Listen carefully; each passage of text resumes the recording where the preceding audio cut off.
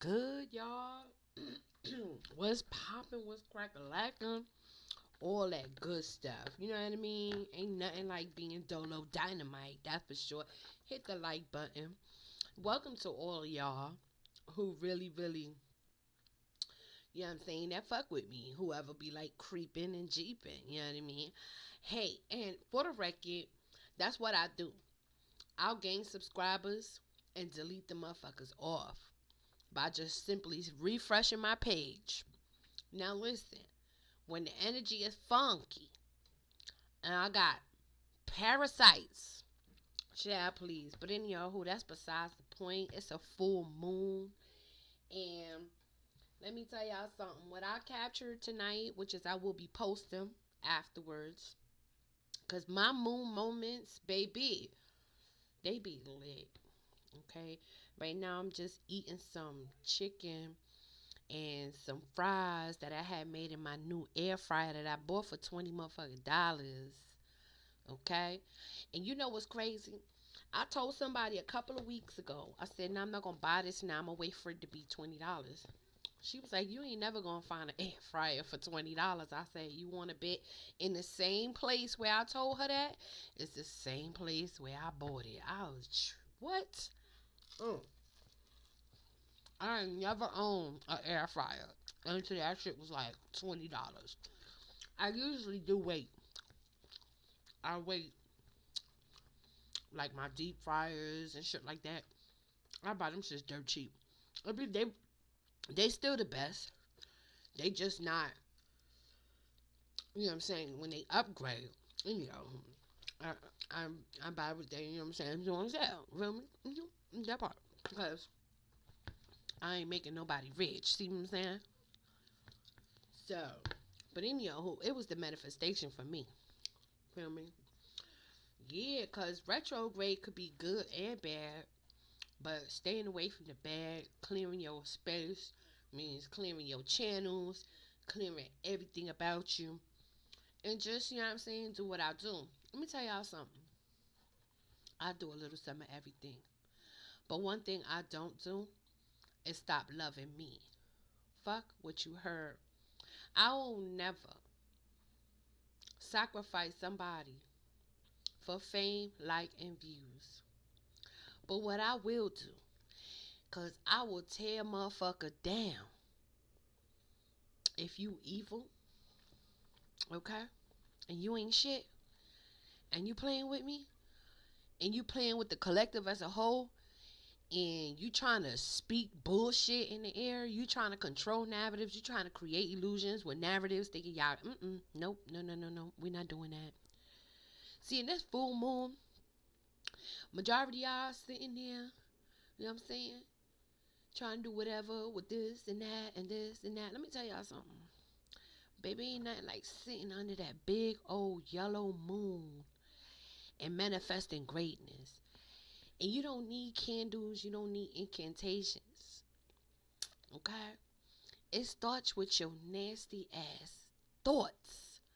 You understand me? So we want to manifest good, right? Because I don't live like this.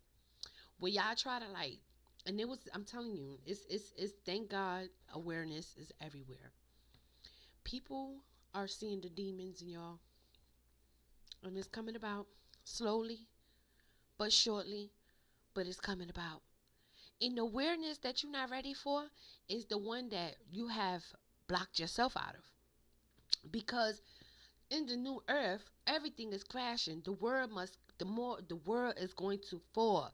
That's the new beginning of them old things is not coming in the new world. See what I'm saying? So it don't matter. The majority of y'all, can't you see what's going on? This is the beginning. This is the beginning of retrograde. As you can see, the fall, oh, it's in droves, baby. The fall in such a rise, baby, comes in droves, baby. Let's be clear. Let's be clear. And my favorite part is when you use one enemy to motherfucking take out another enemy. That's the best. The best game I've ever played. Okay? Okay? And for y'all bitches who think chess is a game. Hmm, hmm, a fucking. Okay. It's all about saving the king, no? Right? Okay, sure, right. Mm. Anyhow, baby, I'm tearing this chicken up from the air fryer. Banging. Period. I like nothing. My favorite part of my essence is the knowledge. All the knowledge that I am honored and living in gratitude. And I stand on spirit and in truth. I don't play. And I don't mix business with pleasure. I stand on that. See what I'm saying? Because I ain't got to butter my way through nothing. Manifestation is you want it, go get it. It's yours. Boom.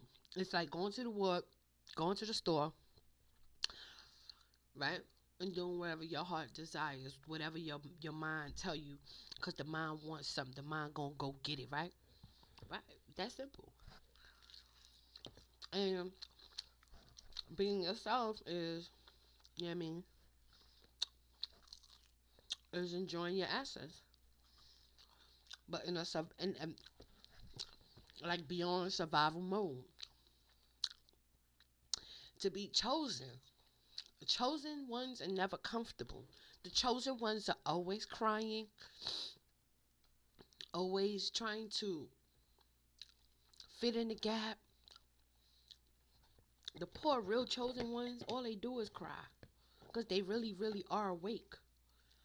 If you think that this shit is fancy, it's far from that. Far from that. The cry for the very elect has been deceived. That alone. My people shall perish from a lack of knowledge. Do not be deceived by any means. And the first thing we do is we let emotions identify spirit and in truth. When the truth will speak for itself. When you detect spirit and in truth, of course that comes with wisdom and experience. So, you know when somebody bullshitting. You know when somebody faking it.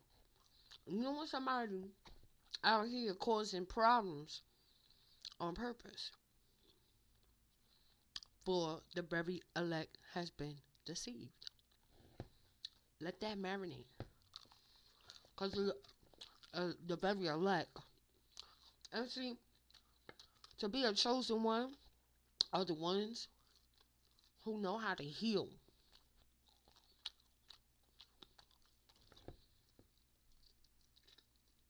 I've seen Nyla said trying to jump on. Let's be clear. Because all you predators that like to use the divine feminine, you either feminine or masculine. We embody all. Boom. That's it. When I heard Nyla her new channel say, oh, matter of fact, she had a post there said about feminine women, that divine feminine women are very family oriented. Yes, we are. Very. But we also,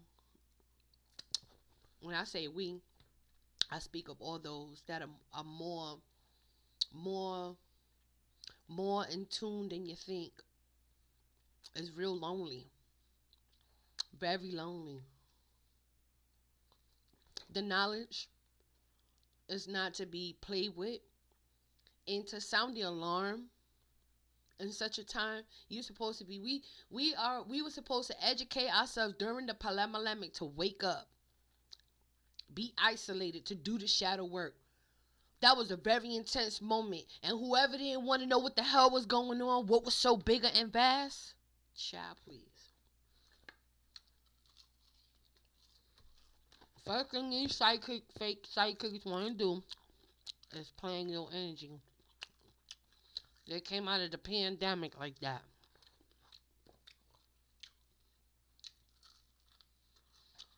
If you was a real elect, you'll be crying because you will know that time is really at hand, and you just a little slice of pizza on the planet. What we got going on right here, it's just a little slice of pizza.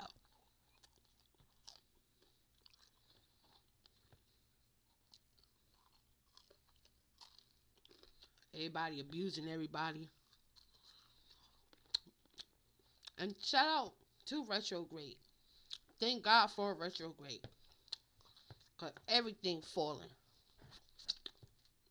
And those who are talking, like Suge Knight, child, I don't know what Puffy done did to him, but he said, I'm already in here. I have absolutely nothing to lose, and I'm that naked. I'm finna really bust those dope moves. Suge Knight. Suge Knight been coming through with the come-throughs. And y'all thought Jaguar had tea.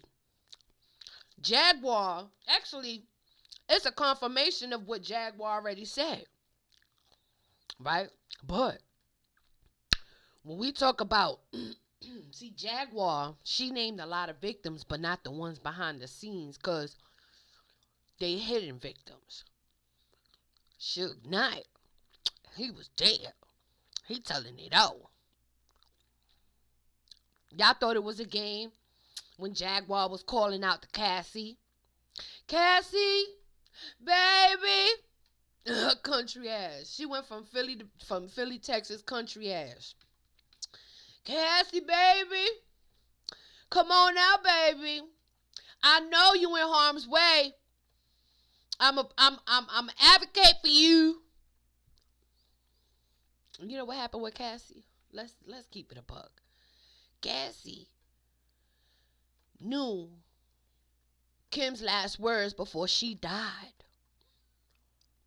And what Cassie got, what was Kim, this is what Kim was trying to save her from. But she was trying to be famous. And she helped Diddy do some shit to Kim. This is what the spirit's saying. Fuck all y'all. All your demons, bow down to me. Before you come in here, you respect this portal. Take off your shoes. Leave your egos outside. I don't play with y'all. Don't play with me. Okay? I don't know these people. Alright? But the spirit been showing me about these pigs when my ministry started within me. And it was always about the children. Help the children. That's not even the half. That's just the surface. Ain't nobody really telling y'all they using these Negroes up front. But what about the MK Control, Paperclip, Underground? All that shit being blown up. Go on TikTok. They been blowing that shit up in the UK Underground. Motherfuckers is like, oh my God, what's going on? Pothole, motherfucking pot shit just blowing up. The whole van, the whole blocks of vans, of white vans, just boom. Are you kidding me? And P. Diddy, let's be clear, that's just a little nut. Okay? He was abusing black people. He was the black face to abuse black people. But those are not the main. We still got Clive Davidson. Who was Clive Davidson connected to? And in fact, go look on the motherfucking Lolita Expressway motherfucking list. There you will have it all. Because John Epstein was just that. He was the orchestrator of a big government event. Who the fuck gets to run an island? See what John Epstein did in Ghislaine Maxine 007, them a bitch that flew motherfucking flew planes, drove the boats. Maxine, Look that bitch up. She was buying underground sea land. That's when shit start hitting the fan. Cause you ain't going in space. Cause water is really space. And that's where motherships live. Them bitches thought, what? Oh, let's be clear. Hit that like button. She was building an undersea world. You go, them underground bunkers. Child, please. Where y'all at? They out there feeding all these motherfucking monsters. And it's only a matter of time till these mutants let loose on their ass. When the mutants unloose, don't get scared. Get glad. I have yet to see that shit. I'm not. I know what side I'm on. And as long as I'm with nature, I'm good. Period. You had free will. You had one way. The way was narrow. Okay, boom. Where was that supposed to be? Not with the real Matrix. Not the fucking fake Matrix. Be careful how y'all be talking. That's another thing. You know what I mean? Nature, real nature, is the real Matrix, bruh. Fuck you mean? So we got Matrix A and we got Matrix B. Which one are you? Huh? If you a carbon being, you more than likely a carbon Sirius B. All right? Let's be clear. And this is why, the reason why I don't get out here doing this, because these agents of chaos stalking my channels. When I'm done whipping y'all asses, because don't y'all run around with your little tarot cards all day talking that good shit, but you keep playing. Okay, like it's a game. Let's listen to this, y'all, and let's see what Suge Knight had to say, honey, because child, baby, it's all happening. Be able to do that type of to a woman and other women, but it's not new. It's not like it's new news. And same time he beat out a motherfucking what's a little girl named Cassie or whatever. He had an assistant by the name of Capricorn. So if you're a producer or you rap, and regardless you married or not, and you got a boyfriend that works for you, a real boyfriend who used to be a dancer. Suge Knight has officially entered the chat on Cassie's lawsuit against Diddy, and in a new episode of his podcast From Prison, Suge named another woman that Diddy allegedly abused. Meanwhile, Diddy's former head of security, Roger Bonds, who was named in Cassie's lawsuit, shared a bombshell message, seemingly confirming that he tried to save Cassie from Diddy's beatings. It seems like walls are closing in on Diddy, and fans are saying it's only a matter of time until he joins Suge in prison. But what exactly did Suge reveal about Diddy's violent past? And who's the woman Suge named as another one of Diddy's victims? Let's break it down. Face to face is going to be a lot of explaining to do. Suge Knight is back at it again, throwing shots at Diddy and revealing more details about Diddy's alleged history of mistreating women. In the latest episode of his Collect Call with Suge Knight podcast, Suge claimed that Diddy physically assaulted the female assistant after she failed to inform Diddy about Cassie's rumored involvement with Kid Cudi. Same time he beat the out of a motherfucking what's a little girl named Cassie or whatever. He had an assistant by the name of Capricorn. He felt Cap was keeping it on the low about if she was messing with Cudi or not. Puffy beat the out that. As you probably heard by now, Cassie alleged in the lawsuit that Diddy blew up Cudi's. He said Capricorn. Really? Capricorn is judgment. That's devil energy, bro. Like, that's crazy. Car after he heard Cudi was interested in Cassie, and Cudi's spokesperson later confirmed this. Now, this female assistant that Suge mentioned is Capricorn Clark, the sister of actress. Did you know there's a simple activity that you're already doing dozens or even hundreds of times a week that can Lauren London, and Capricorn recently shared a cryptic post on Instagram following news that Diddy settled his lawsuit with Cassie. Capricorn shared a quote from the Bible: "Don't take the path of the wicked. Don't follow those who do evil. Stay away from that path. Don't even go near it. Turn around and go another way. And then she added, doors be unlocked. You got to be willing to walk away from the money. Full stop. 2011 was hell. Tragic kingdom. So back in 2017, Capricorn did an interview with Grailed and said she was the global brand director for Diddy's record label, Bad Boy, alongside being his personal assistant from 2001 until she left in 2012. However, she didn't explain why she decided to leave. At that time, it was reported that Diddy fired Capricorn for stealing. But based on her recent IG post and what Suge Knight said in his podcast, it sounds like she left after Diddy beat her.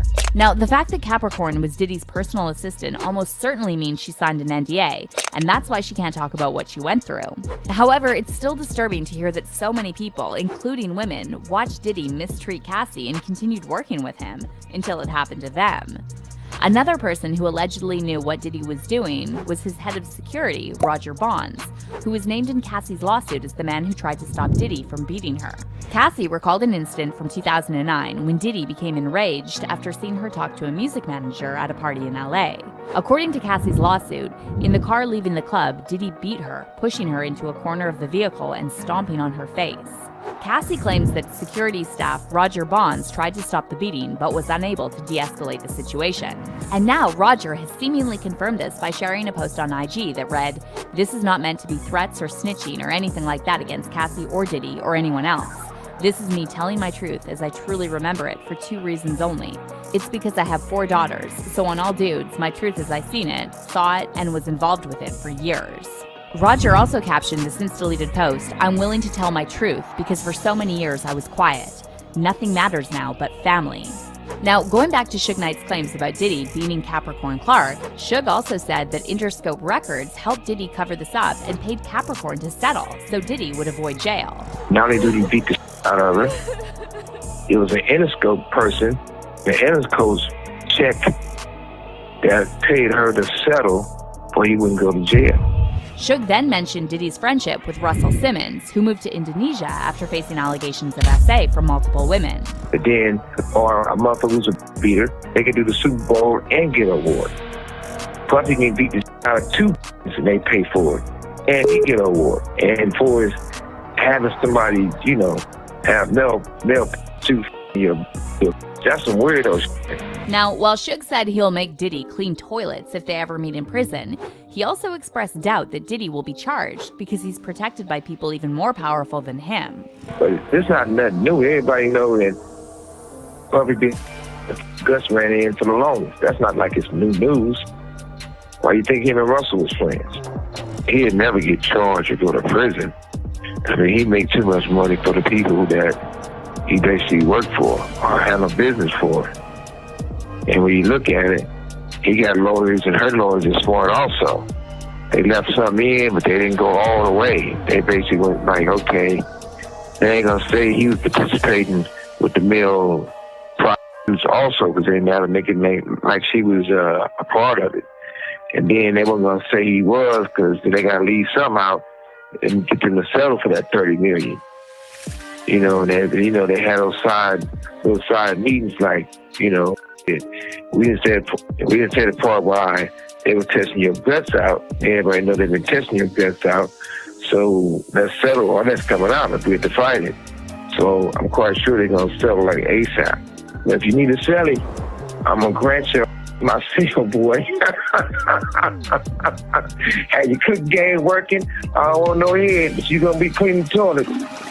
Meanwhile, another old interview with Suge surfaced where he seemingly hinted that Tupac wanted to expose Diddy's questionable behavior. And they're going to have to let him go. Because the never-ending list that's going to come forward. You mean to tell me they're going to... First of all, the system is crashing. They don't give no fucks about that, nigga. Huh? They don't give no fucks about that nature? Oh, no. Oh, no. Oh, no, no, no, no, no. You know what's going to happen? Child, please. System going to crash. They're going to throw his ass in there. And they ain't paying nobody no more settlements. Cassie was a celebrity. And whoever's a celebrity. But after that, they know too much. So, how many more women they going to pay? Them white people don't need him that bad. Especially he ain't worth shit now. Everything was all exposed. Ain't nobody fucking with him. And one thing the white people know that black people don't know, I'm about to put y'all on game. Like Bobby Hemmings said, right?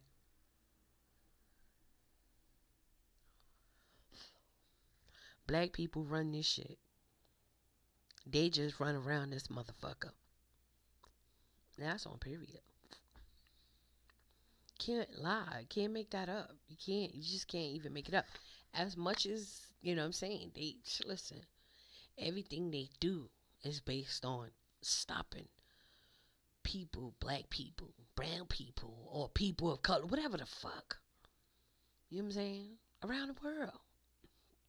It ain't just here. These motherfuckers, they just be swearing this the only oppression right here in America. And you know why I love being on my channels by myself? Why I be clearing my shit? Because this is an easy flow. This is so authentic. So when you receive it, you going to receive it on some chill shit. Energy all good. Energy on some lean back shit. On a chair floating. Feel me?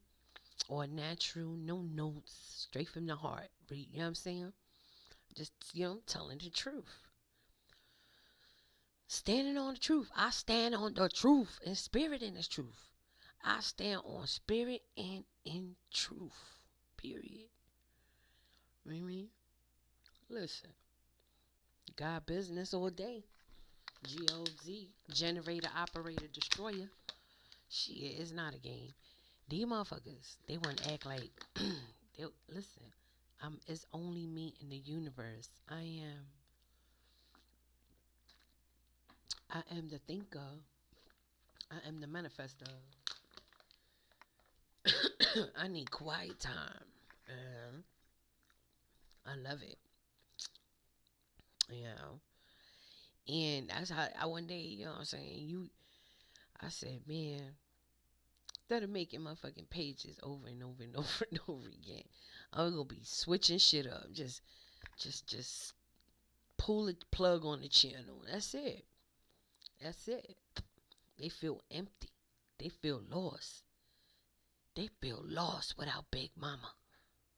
Yes, I know. They want to be all tapped in. Nah, bruh. Sis, bruh. You gotta go be tapped into you, into thyself. I'm tapped into me. But being tapped into me gives me access to source. Everything I need is already inside of me. That's how we all connected to source. From within. You know what I mean? That's simple. It's all about knowing thyself, knowing the frequencies, knowing the energies, knowing your surroundings abroad, locally. Like, bro, I love what I do. I came to the planet just for that. Just for that. I'm unique. I'm one of a kind. And I can't change. I won't change. I'll just expand. You know what I mean? But I'm always going to be my higher version, my better version, my better self. You mean?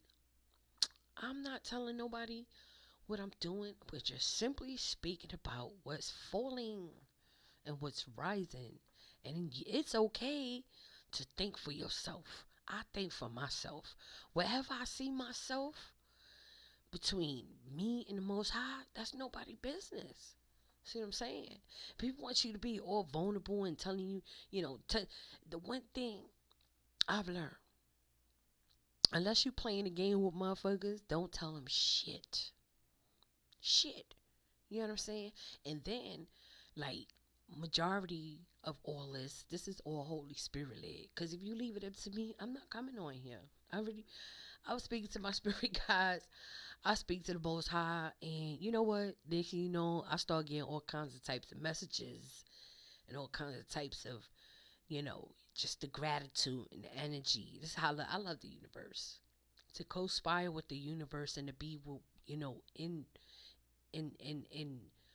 like one union, with the universe. That's all that matters. You know what I'm saying? Knowing how to be in one union is to know who you are. Know your elements inside of you. Know everything about you. You don't got to worry about nobody else. You got one job. People want to master other people and they don't know who they are. They just be, it's like, sometimes, listen, you know, if you try to harvest too much energy, you know, it's cold outside right now. You know what I mean? That shit hurt. That's what I'm getting right now. Like, from not going within can be hectic.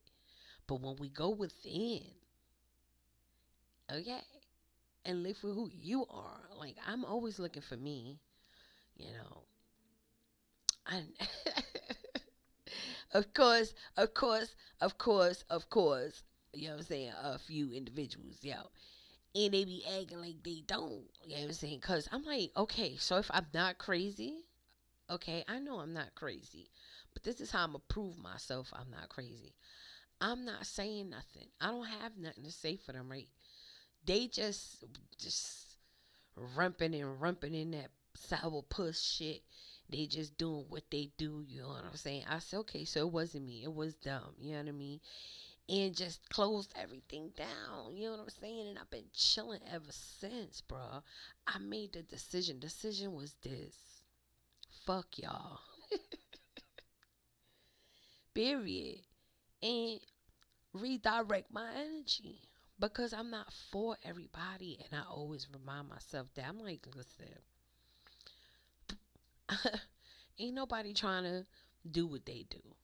At least not me, you know, because I didn't come to the planet to do what others do, you know.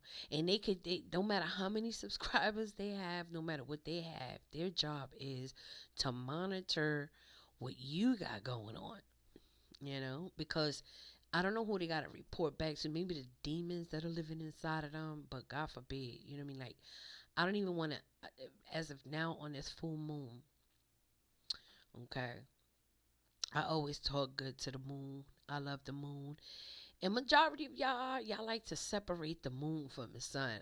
I just don't get it. But it's better to go and understand that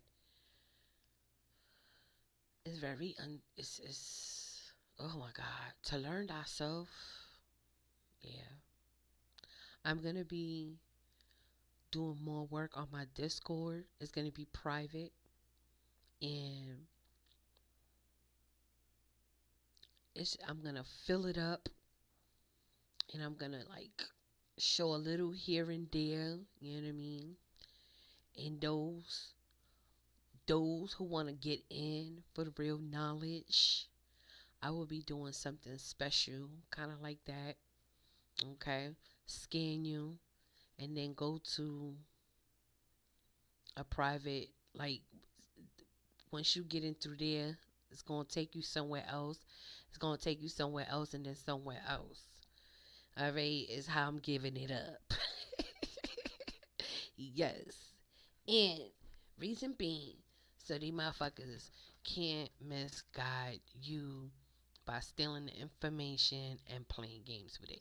Anyhow, let's go ahead and see what's going on, okay, with TikTok. But in the meantime, hold up. And fans are now saying male victims also need to come forward and sue Diddy. If it was a rapper that messed with guys and go both ways, Pac didn't feel that was good.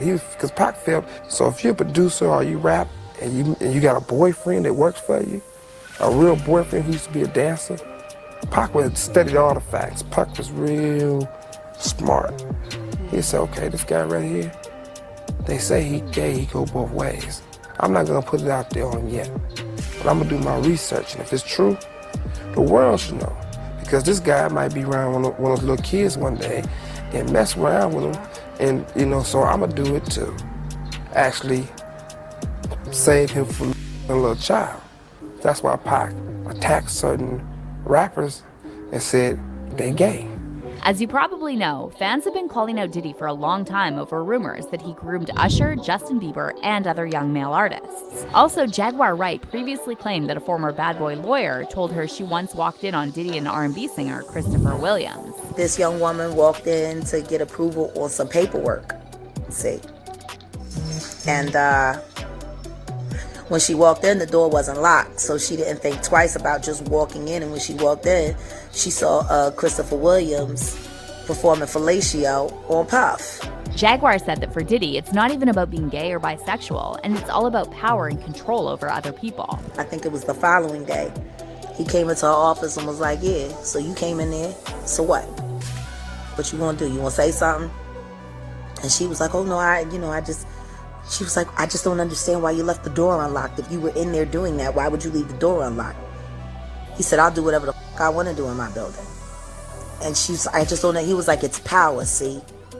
I can make a man, he said, if I can make a man suck my dick, I can make people do anything for money. That's what you said, Puff, about Christopher Williams sucking your for a demo deal, and you cut him a check. Anyway, fans are now saying it's crazy how Diddy managed to avoid charges for so long, and they're hoping he'll get the Suge Knight treatment soon. One fan said, though Suge Knight is no angel, I believe him. If anyone cares, look at Suge Knight's documentary of 10 plus years ago. He says the exact same thing 10 years ago, that Diddy has something to do with Pac and Biggie's death. Tupac, just like Cassie, was around a lot of puppets who didn't have his or her best interest at heart. Prayers for Cassie and all DMV victims. But how do you feel about all this? Do you agree with Suge Knight that Diddy won't? Now hold up. Let's be clear. Let's be clear. Jaguar said Beyonce is a victim.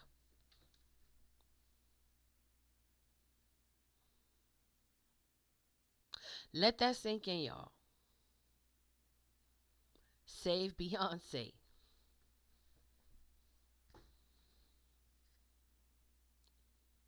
Even though they say she got some stuff going on too, but you think, I don't know.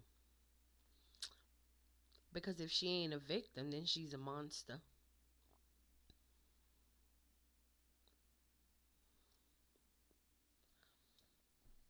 And Aaliyah, poor Aaliyah, always points to them two right there.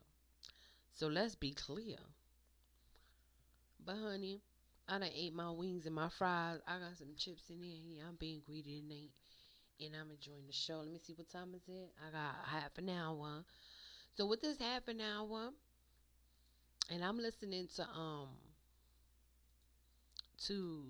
the audio for copy strike purposes and shit, you know. I don't want my shit to be fucked with and shit like that. You know what I'm saying? Period. I can't, you know what I'm saying? Yup. Let's go. Yup. Let's go. Anybody else? Yeah. Everyone, introduce yourself. My name's Ava. I'm a Scorpio. No. What's your last name? Ava Combs. What's your other last name? Ava Barone. Eva Barone Combs. Yes, it's breaking news. Diddy adopted a white child. I want you to tell them the story about how I adopted you. But you still have beautiful parents that mature my child also. But please tell the story. So, I was on the streets, and then Papa Combs decided that he would like to be a caring man. So then he saw me and decided to pick me up and said to come inside and play with his kids.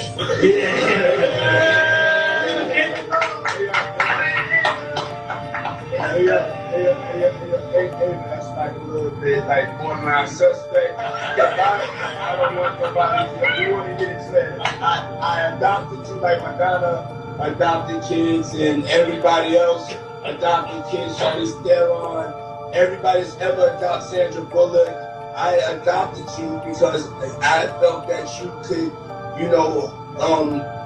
enjoy also having a black parent to take care of you and help you out. So, just clarify, because it's crazy out here online.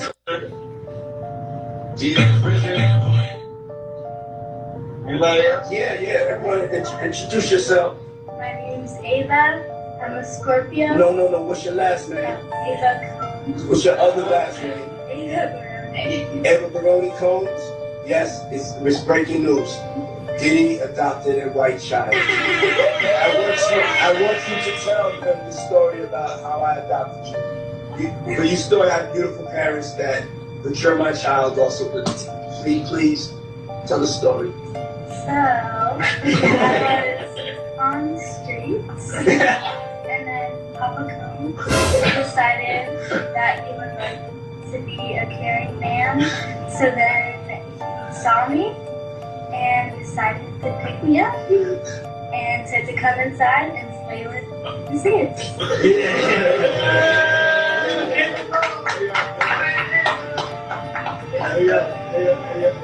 That's like a little bit like borderline suspect. I don't want nobody. You want to get it said. I adopted you like Madonna adopted kids and everybody else adopted kids. Charlize Theron, everybody's ever adopted Sandra Bullock.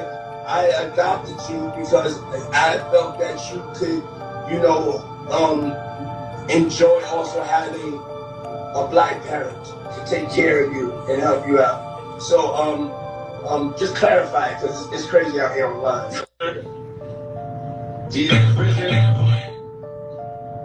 Anybody else? Yeah, everyone, introduce yourself. My name's Ava. I'm a Scorpio. No, what's your last name? Ava Combs. What's your other last name? Ava Barone. Eva Barone Combs? Yes, it's breaking news. Diddy adopted a white child. I want you to tell them the story about how I adopted you. You know what she said? She said, I'm a Scorpio. A whole motherfucking tower, bruh. A whole tower. We are in the ending of Scorpio. We in Sagittarius now.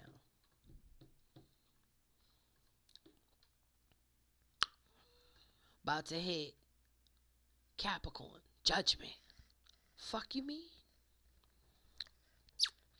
Fuck you mean? So let's be clear. Okay, y'all. You can actually go and look it up on a website if you like.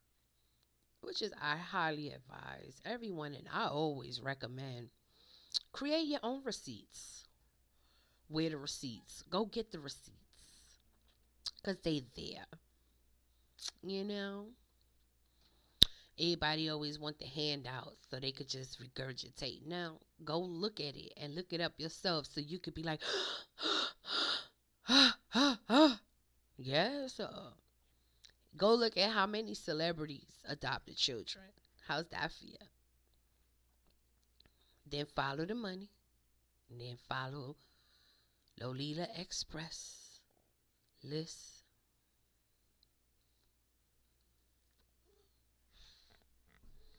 These motherfuckers act like they hear, but they don't really be hearing.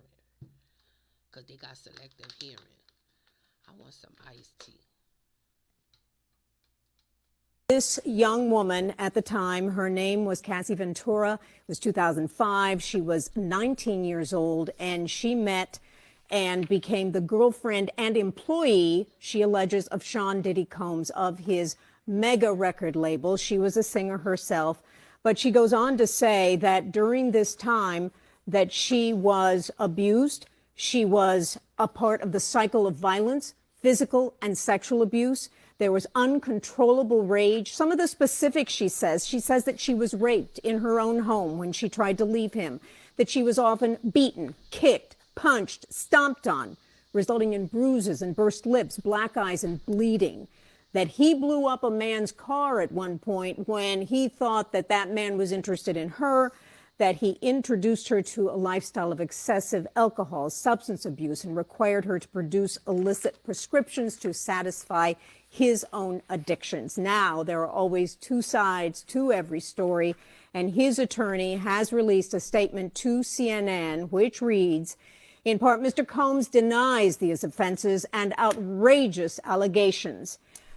For the past 6 months, Mr. Combs has been subjected to Ms. Ventura's persistent demand of $30 million under the threat of writing a damaging book about their relationship, which was unequivocally rejected as blatant blackmail, baseless and outrageous lies aiming to tarnish Mr. Combs' reputation and simply seeking a payday. This young woman at the time, her name was Cassie Ventura, was You're out in Hollywood, a lot of people come up missing. Feels like it might be a lot of that in order to control, traumatize. They want to monetize and traumatize. You know what I'm saying? And this truth is going to be heard. Y'all can't send none of y'all Meek Mills, y'all Puffies, y'all Lil Boozy, none of these names, none of these people that have to listen to y'all because they're dealing, they have legal. I never killed nobody, right? I'm the pussy that never killed nobody, right? But that means I can say whatever I want and not go to jail. And even if they did figure out a way, I'm still not backing down from what I said. And God loved me. You understand? They hit me. Gap, Adidas, all that away. Still Forbes, who hate me, right, had to write net worth 400 million. Jesus is king. God loved me. You're out in Hollywood.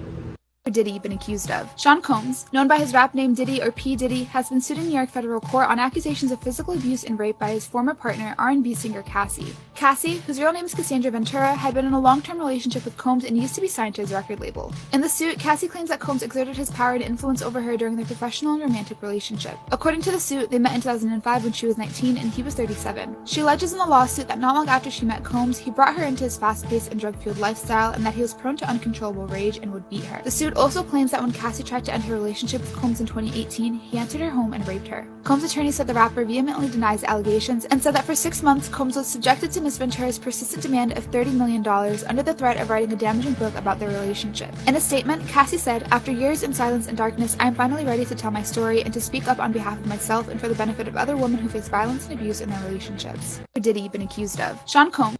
Read Diddy Lit. Read Diddy Lit. Read Diddy Lit.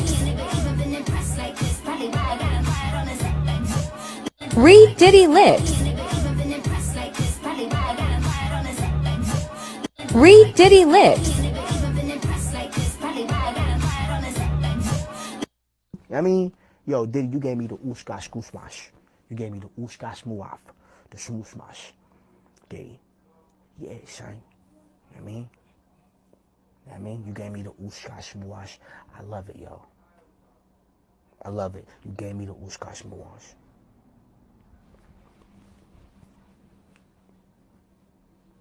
And that ooshkash muash.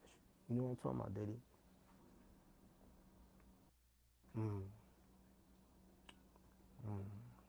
Diddy. God.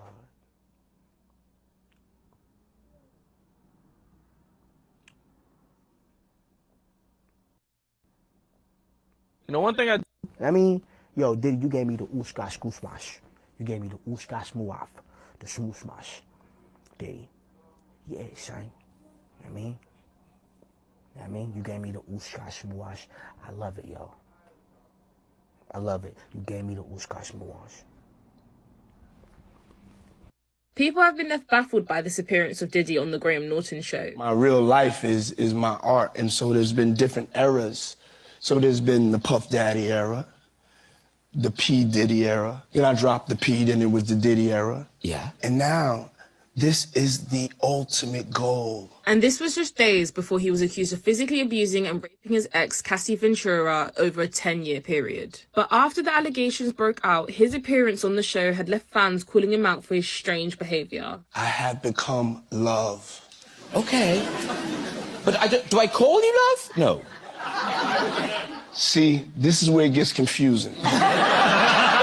Yep, you heard that right. Diddy claims he changed his name to Love after having lots of different eras of names. Y'all call me Diddy. Call me Diddy. Okay. But when I'm being love and I'm in that mood, because I have to always remind myself, we live in a toxic world. And it's love versus hate. That's what's going on right now. Yeah. And I choose love. That's my new name, and love wins. Love wins. Let's go, y'all. People have been left baffled by this appearance of Diddy on the Graham Norton show. My real life is my art, and so there's been different eras. So there's been the Puff Daddy era, the P. Diddy era. Then I dropped the P, then it was the Diddy era. Yeah. And now, this is the ultimate goal. And this was just days before he was accused of physically abusing and raping his ex, Cassie Ventura, over a 10-year period. But after the allegations broke out, his appearance on the show had left fans calling him out for his strange behavior. I have become love. Okay. But do I call you love? No. See, this is where it gets confusing. Yep, you heard that right. Diddy claims he changed his name to Love after having lots of different eras of names. Y'all call me Diddy. Call me Diddy. Okay. But when I'm being love and I'm in that mood, because I have to always remind myself, we live in a toxic world.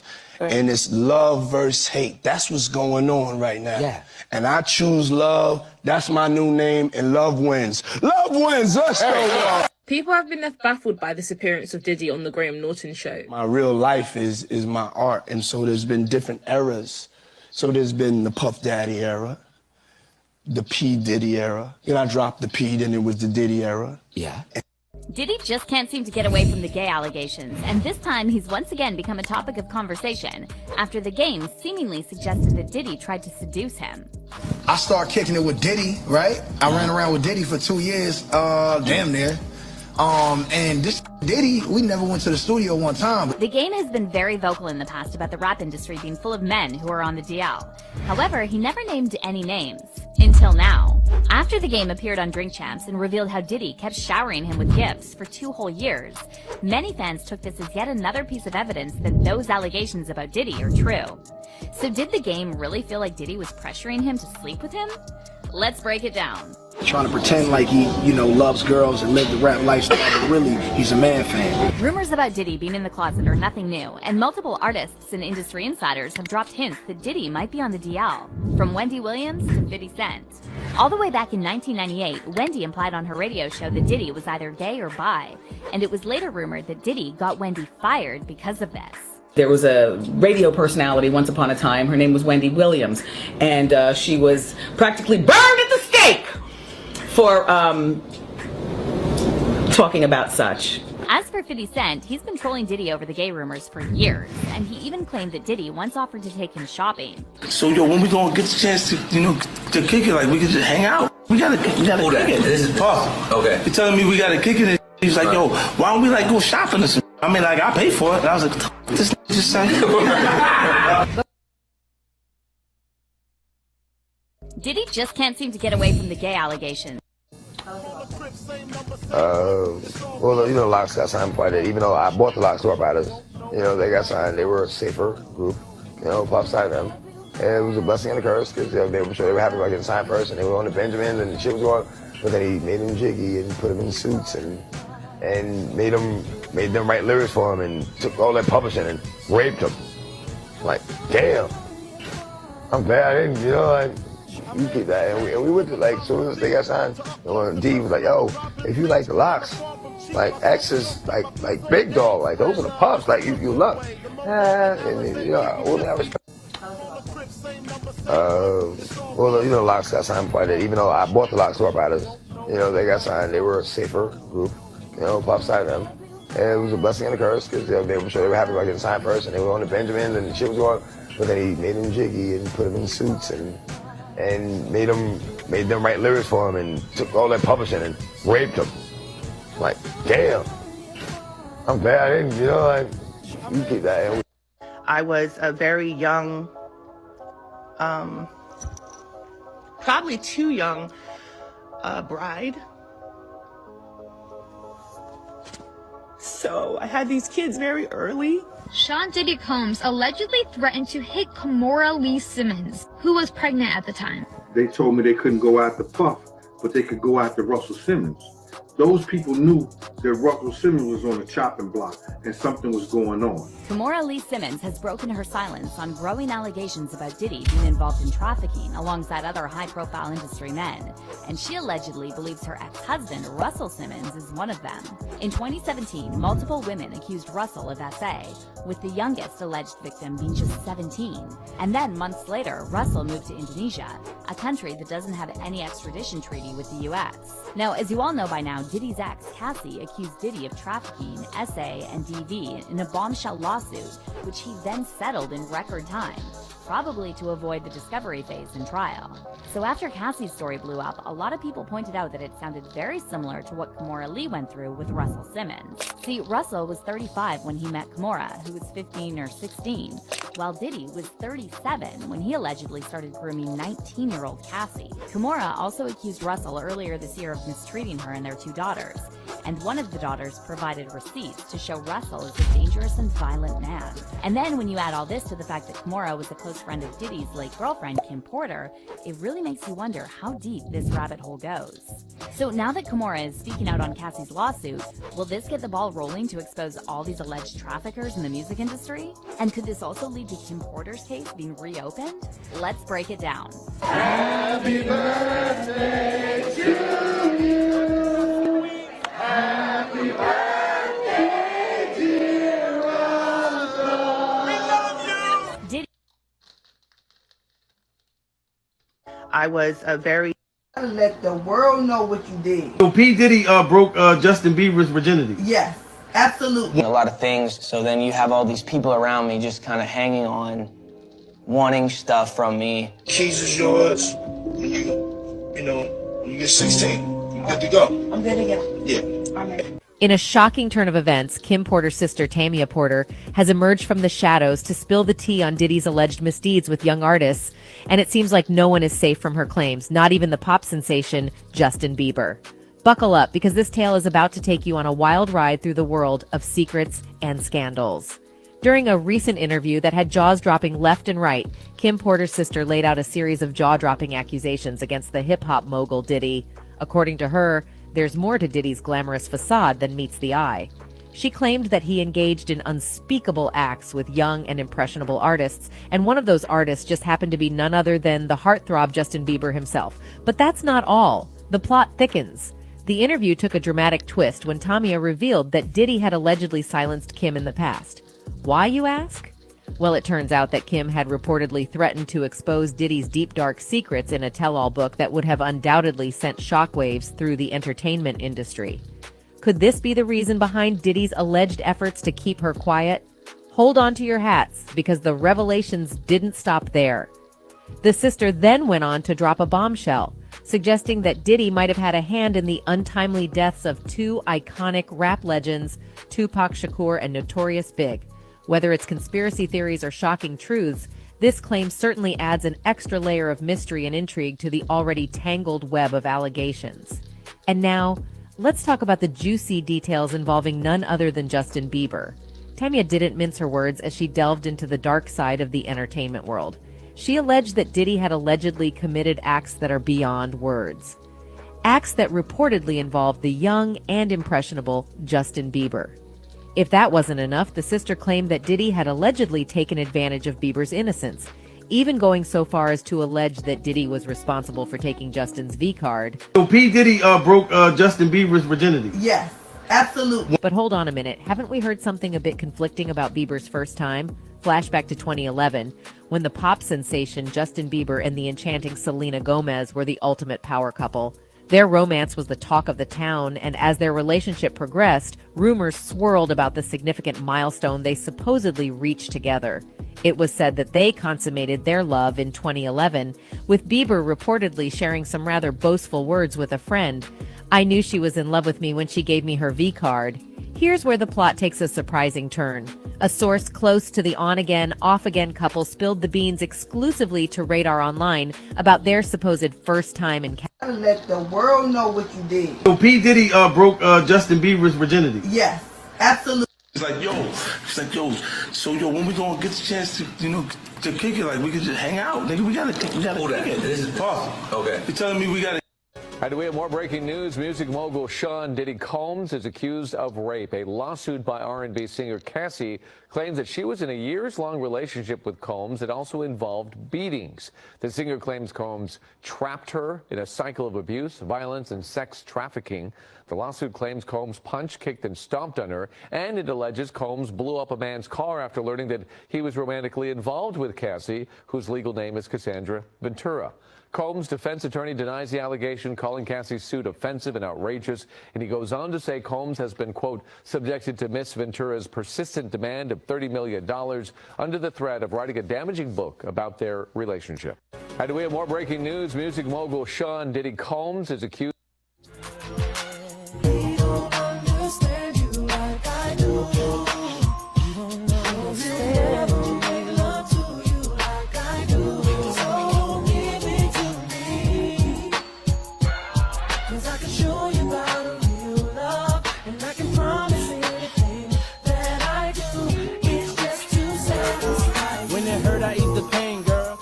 Your frame, get them worries off your brain, girl. I'm in your corner, do what you want, it's your thing, girl.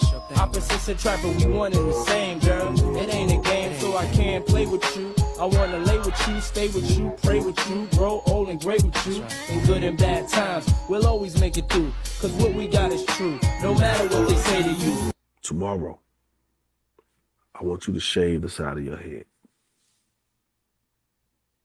And I was like,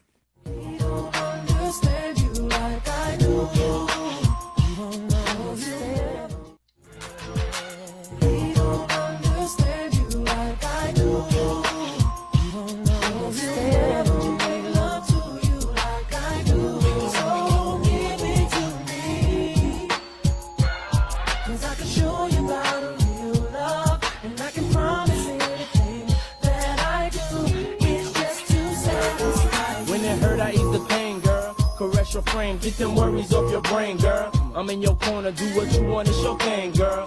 Opposites attract, but we one and the same, girl. It ain't a game, so I can't play with you. I wanna lay with you, stay with you, pray with you, grow old and great with you. In good and bad times, we'll always make it through. Cause what we got is true, no matter what they say to you.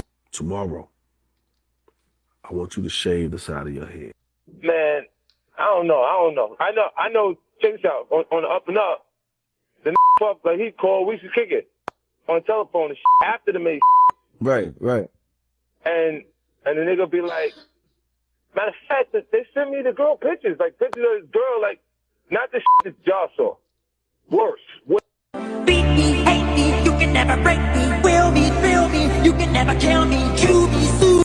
Beat me, hate me, you can never break me. Will me, feel me, you can never kill me. Chew me, sue. Beat me, hate me, you can never break me. Will me, feel me, you can never kill me. Chew me, sue. Beat me, hate me, you can never break me. Will me, feel me, you can never kill me. I ain't a killer, but don't push me. Revenge is like the sweetest joy, that's the getting pussy. Picture paragraphs unloaded, wise words being quoted. Beat the weakness in the rap game and sold it. Bow down, pray to God, hoping that he's listening. See a nigga that's coming for me. My diamonds, when they glisten, they'll pay attention. Best man, please, father, I'm a ghost. Killing fields, Hail Mary, action. If I go deep inside the solitary mind of a madman. Screams in the dark, evil lurks, enemies, see me bleed.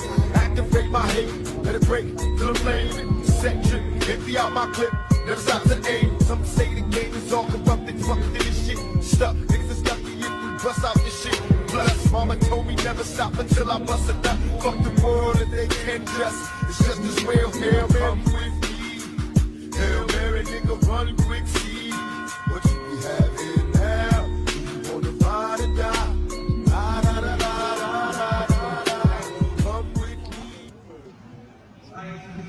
I ain't a killer, but don't push me. Revenge is like the sweetest joy, that's the getting pussy.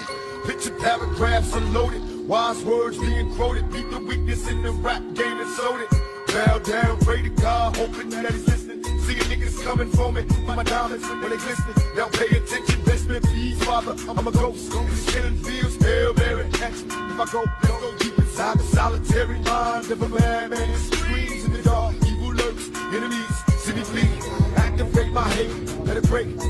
She don't know how to move on. Now, I get it, Diddy ass has been baiting her in, and he keeps reposting old videos of her. I had a girl that would've died for me. Didn't appreciate it, so I made her cry for me. Every night she had tears in her eyes for me. Caught a case, shorty took the whole ride for me. At first we were friends, then became lovers. You was more than my... In order for me to...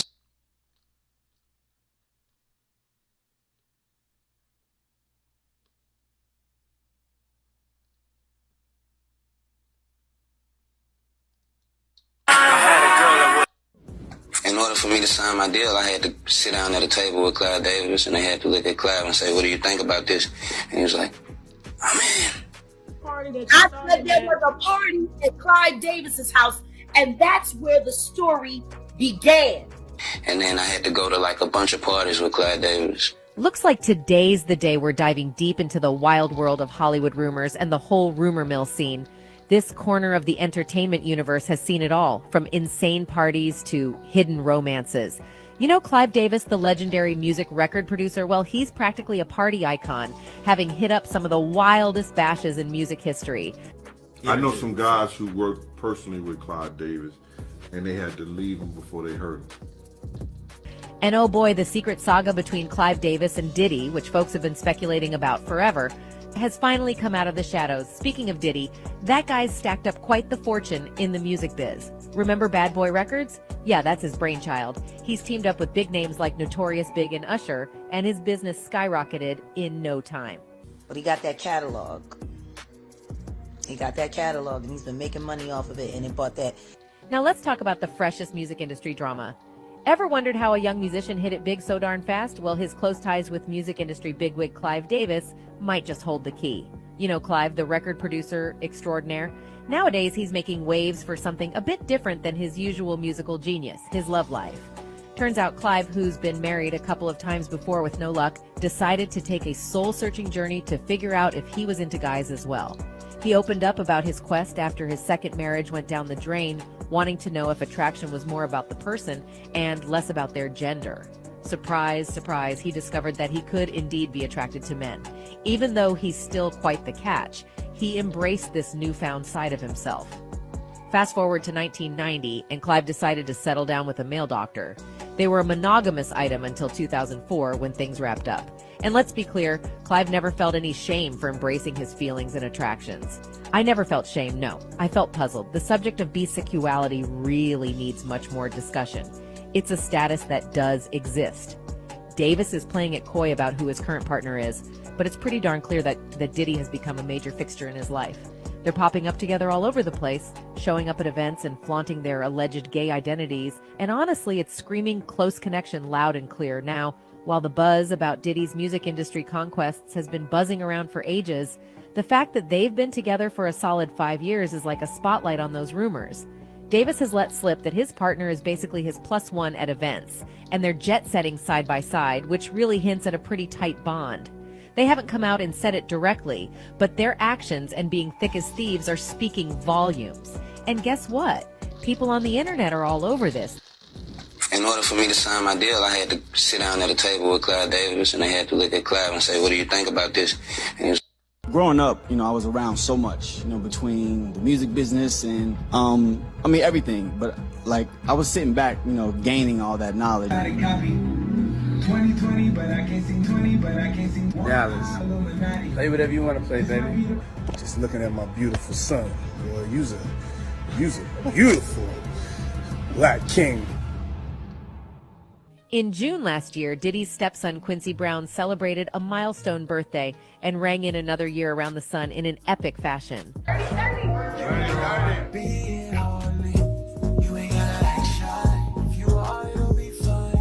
The actor was the guest of honor at a star-studded Dirty 30th soiree held at a swanky Beverly Hills estate hosted by his rap mogul stepfather.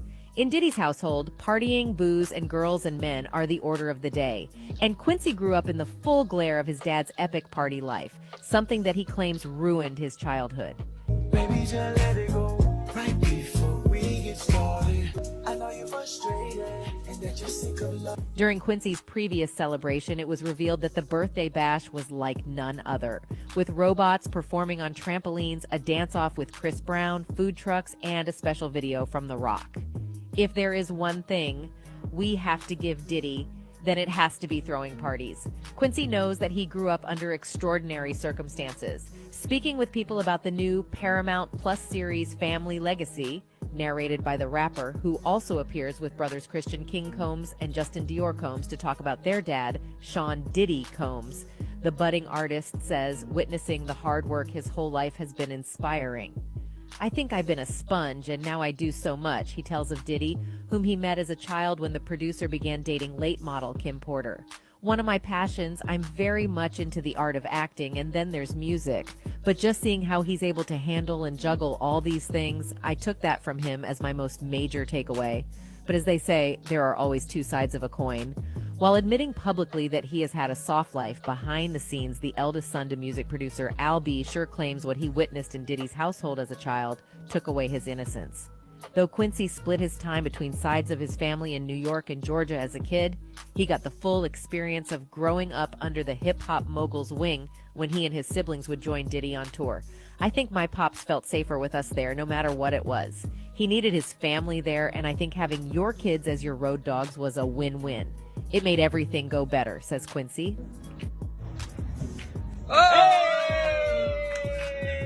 The 32-year-old is also interested in ushering new talent into the industry, with sights set on his 16-year-old twin sisters, Delilah Starr and Jessie James, whom he features in the video for his latest single, Face Off. Good morning. Can I help? Yes. What are y'all doing? We don't need no contracts, no paper, but I'm my sister's manager, he laughs. I'm like the uncle, dad, manager, protector. I'm claiming it. I want to be able to really guide them. I want them to really know the layers of everything you can do. They've expressed to me their passions where they see themselves.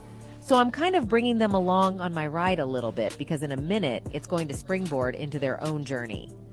Growing up, I was around so much, between the music business and On TikTok, some women posted a throwback video of themselves playing around on Diddy's giant bed when Jay Versace dropped the bombshell. He accused Diddy of bending him over that same bed during a party at Diddy's mansion in Los Angeles. That is some serious accusation. Jay Versace is a 25-year-old American social media star who became famous about 5 years ago as the funniest teenager on the internet because of how well he entertains his audience on TikTok. However, it was not strange for Jay to be involved with men, as he has publicly announced his homosexuality in 2016. In his words, "I was in the shower actually, and I thought, you know what? After I finish this shower, I'm going to come out. It was quite random. I text my mom a long paragraph, and that was it. Ever since then, I was..." You ever hear Jaguar call this nigga a sodomizer? He really is a sodomizer. You can't make this shit up, man. And there's no way it's going away because it's just growing and growing and growing. Let's go. TikTok. I was free. Could this be why Diddy targeted him? Because he was an easy target, as he was already on TikTok. Some women posted a throwback video of themselves playing around on Diddy's giant bed when Sean Diddy Combs is not under investigation by the New York Police Department. A report by TMZ on Thursday claimed that Diddy was a subject in an active NYPD investigation. But on Friday, the NYPD said that is not the case. Clarifying to the outlet, yesterday, a member of the NYPD's Public Information Office erroneously told a reporter about the apparent existence of an active case file containing the name Sean Combs. There is no such investigation at present. Further, the release of such information is not consistent with the internal policies of the Office of the Deputy Commissioner, Public Information. The NYPD always treats allegations of sexual assault and rape extremely seriously, and urges anyone who has been a victim to file a police report so that support and services can be offered to survivors, and a comprehensive investigation can be conducted. This is a developing story. Yo, this is gonna be a lot Sean like Diddy Combs Black is not Friday. under investigation Fuck by that. the New York Police Department. That shit gonna be a whole line around the block probably 20 times. This fucking nigga. And they gonna have to do different sessions. Like, I'm telling you, yo, motherfuckers is gonna be like parked out there with their fucking camps, their tents, you fucking hoe ass. You going down Bye. Get your hoe ass out of here. Stupid. Stupid motherfucker. I can't believe I keep seeing the comment on some of my videos that people don't think Diddy is capable of ruining somebody's life. And it seems like a lot of people have forgotten what happened to Shine, so let's get into it. On December 28th, 1999, Shine, P. Diddy, and Jennifer Lopez went to a New York City club on Times Square to celebrate Shine's upcoming album. And while the three of them were enjoying their night, allegedly, Puff Daddy bumped into an individual and made him spill his drink. Words were exchanged. The situation got heated. The individual pulled out a gun on Puffy, which caused Shine to draw his gun and start shooting. A brawl would ensue and chaos would erupt. Eventually, Puffy, Jennifer Lopez, and Shine would flee from the club and then get in a Lincoln Navigator, which would be pulled over a short distance from the nightclub. Now, one of the craziest parts about this is the person that Diddy bumped into, Shine actually knew. He didn't even have a problem with this man. The whole situation occurred because Shine was sticking up for Diddy. Eventually, Shine, Puffy, and Jennifer Lopez would all be arrested related to the incident, and news would spread like wildfire. And the main salacious part of the story was multiple people were injured in this fight, including innocent bystanders. So Jennifer Lopez was acquitted really quickly. However, Puff and Shine were in it for the long haul. Shine's career was on the line, and Puffy's image and his career was also at stake. The feds came down on Puffy especially hard because the gun that was found inside of the Lincoln Navigator was connected to Bad Boy Records. And immediately, Diddy would begin distancing himself from Shine while they both awaited separate trials. Instead of standing up for his artist, Diddy lawyered up with expensive lawyers and hung Shine out to dry, leaving him to fend for himself with public defenders. And with his high-priced attorneys, including Johnny Cochran, Puffy would eventually be acquitted of all charges. And because Shine didn't have any money or connections without the label, he was convicted on all of his charges, including 2 counts of assault, reckless endangerment, and the big one, possession of a firearm. And I'm sure my New Yorkers will tell you, if you get caught with a firearm in New York, especially in New York City, you are fucked. And going back to the trial, Shine's lawyers did not put up a fight whatsoever. He needed help. He needed as much help as he could get. And instead of sticking up for his artist and helping him out, Diddy completely turned his back on Shine. And to make matters worse, Diddy called a witness to testify against Shine, which would ultimately lead to the conviction of his artist. After all was said and done, Diddy would become one of the richest artists and producers in history, and Shine would go on to spend the next decade in prison, living a nightmare every single day. His career would never recover, and he would eventually be extradited back to Belize. And to the people who say Puff Daddy isn't capable of ruining somebody's life, Shine is just one. And you know what, y'all? Let me show you something, y'all. Y'all about to fuck. You really want. Listen.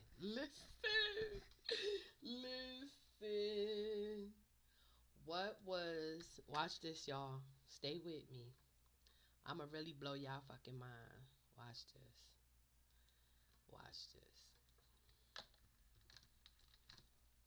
Let me see. Put this over here so I can see what I'm doing. Sean Combs.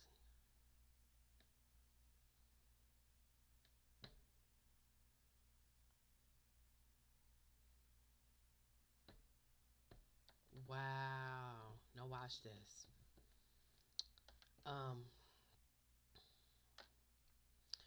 What was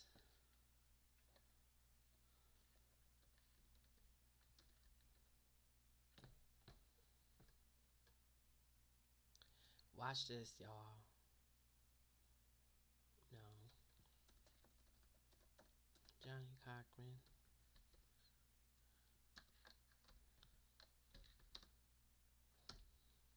Look what comes up, y'all.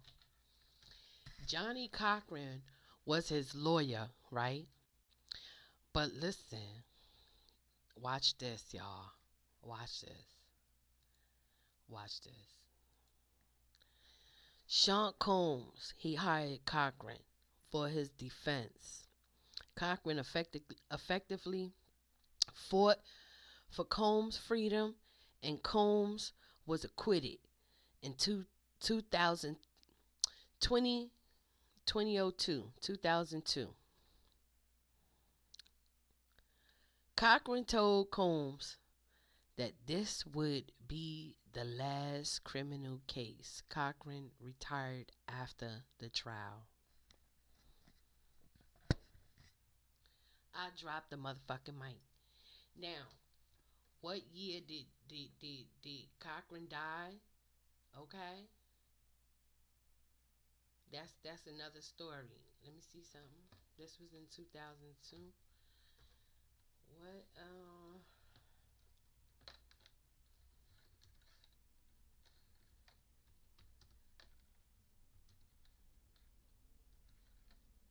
he died 3 years later. 3 years later, in December 2003. That's right after 2002. Damn, yo, bruh, this shit is giving me heebie-jeebies, bruh. Watch this, y'all. Watch the twist. Child, this is creepy. Okay. March 29, 2005. In December 2003, Cochran was diagnosed with a brain tumor. In April 2004, okay, he underwent surgery, which led him to stay away from the media. Shortly thereafter, he told the New York Post that he was feeling well and was in good health. He died from the brain tumor on March 29th, 2005. Now that shit is it's 2002. That was that case. In 2003, Cochran was diagnosed with a brain tumor. Okay. In April, listen, bruh. Oh my gosh, yo, this is how the spirit operate with me. And I'm gonna start doing my research in front of y'all. I'm gonna show you how the spirit give me ways of tapping into things just by leading the show. Okay, just like that. Okay, man, listen. All right, take this how it resonates. Okay, Johnny Cochran, death, wife, and O.J. Simpson. How does that all go? Now listen, remember, O.J. Simpson's trial was the biggest trial on the planet. That was everybody and their mama was under judgment. Okay? Everybody and their mama was under judgment. And that's why he won. Okay? Okay? There's some decodes in this shit that you'll be 122. This 122 number is a very powerful number. It's been following me all day. Okay? So, yeah. That part. Now, let's go back into this is just something added. And you know, like Suge Knight said, there is some powerful people behind Puff Daddy. Let's be clear.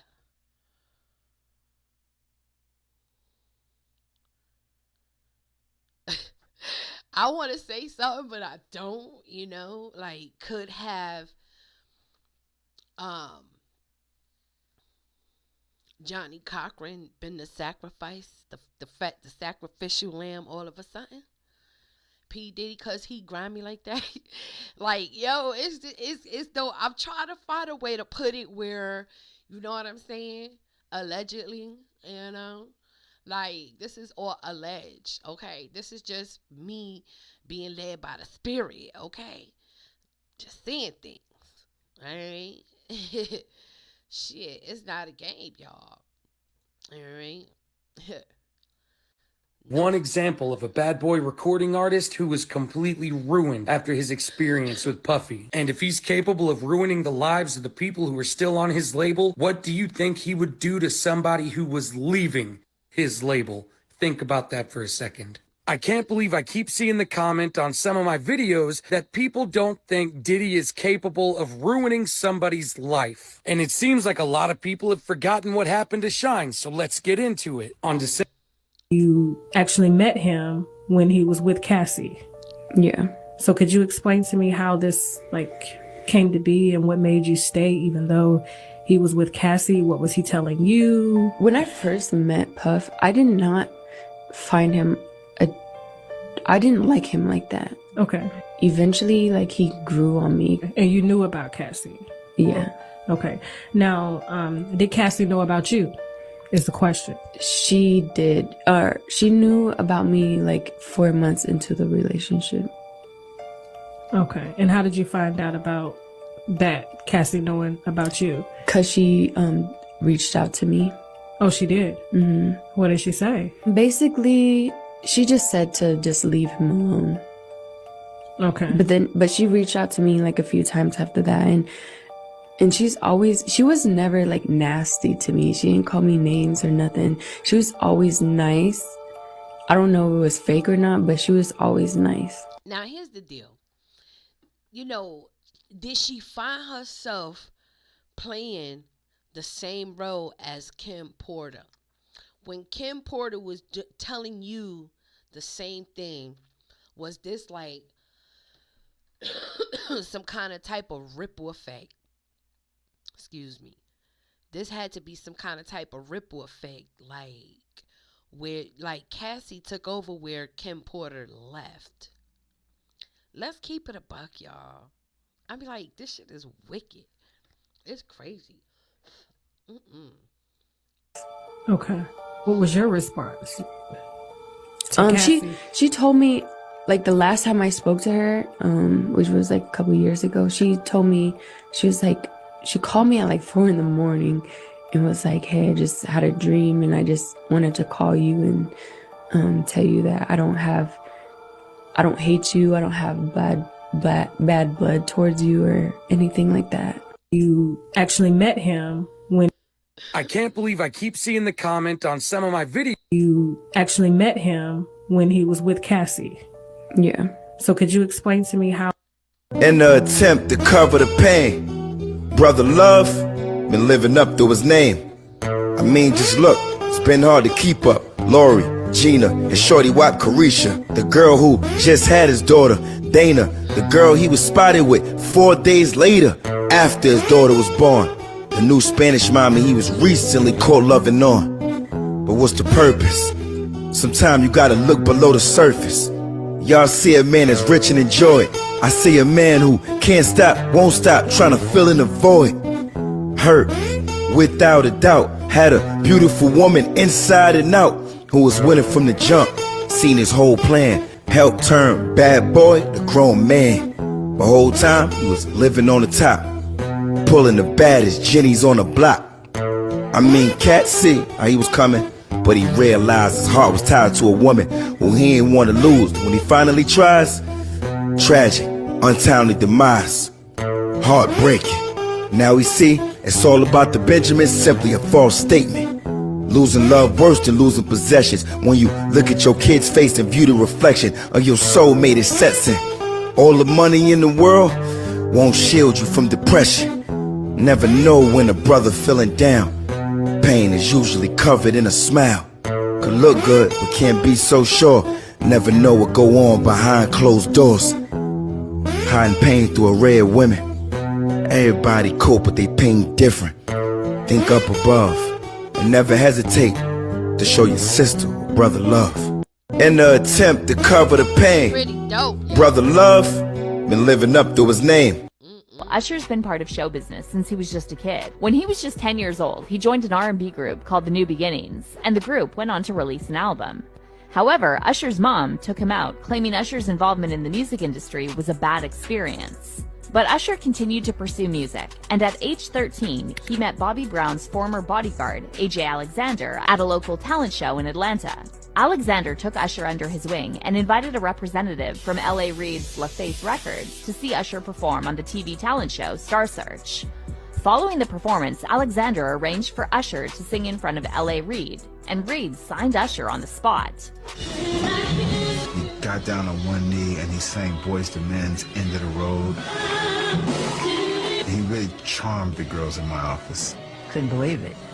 And while L.A. Reid is often praised for discovering Usher and giving him his first big break, he's now also been accused of letting Diddy take advantage of Usher when he was still a minor. See, while Usher was preparing for his first debut album, his voice changed due to puberty, and L.A. Reid considered dropping Usher from his label.